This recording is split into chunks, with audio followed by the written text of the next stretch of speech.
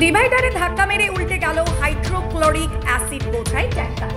নিমেষে ছড়ালো উত্তেজনা, ছড়ালো চাঞ্চল্য। মঙ্গলবার ভোরে মুচিপাড়া উড়ালপুর সংলগ্ন 19 নম্বর জাতীয় সড়কের উপর দুর্ঘটনা। স্থানীয়রাই প্রথম পুলিশ পৌঁছে দমকলকে খবর দেন। অ্যাসিড বোঝাই ট্যাঙ্কার হওয়ার জেরে ঝুঁকি এড়াতে জাতীয় সড়কের আসানসোল ও বর্ধমানগামী লেনে যান চলাচল বন্ধ করে দেওয়া হয়। জানা গেছে, বিহার থেকে কলকাতা যাচ্ছিল এই হাইড্রোক্লোরিক ভর্তি এই ট্যাঙ্কার। মুচিপাড়া জাতীয় সড়কের কাছে নিয়ন্ত্রণ হারিয়ে ট্যাঙ্কারটি উল্টে যায়। গ্যাসের ধোঁয়াতে আশপাশের অঞ্চল থেকে যায়।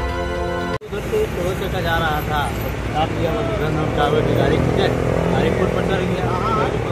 कितना बजे का घटना है? ये घटना है 3 बजे के। कहाँ जा रही थी आप?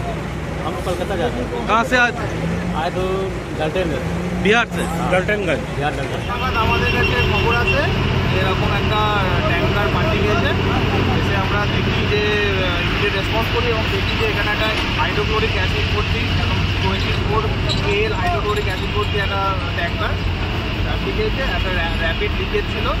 তো আমরা তখন থেকে ওটাকে ডিসপাস করছি, ওয়াটার স্প্রে করে, কন্টিনিউয়াস ওয়াটার স্প্রে করে এটাকে কন্ট্রোলে রেখেছি। এখন ট্রেন এসছে, এটাকে রিকভার করে তারপর নিয়ে যাবে। এটাকে রিকভার করে নিয়ে সেফ পজিশনে আনতে পারলে আশা করছি লিকেজটা হবে না, তখন এটাকে কোনো নর্মাল কন্ডিশনে হয়ে যাবে।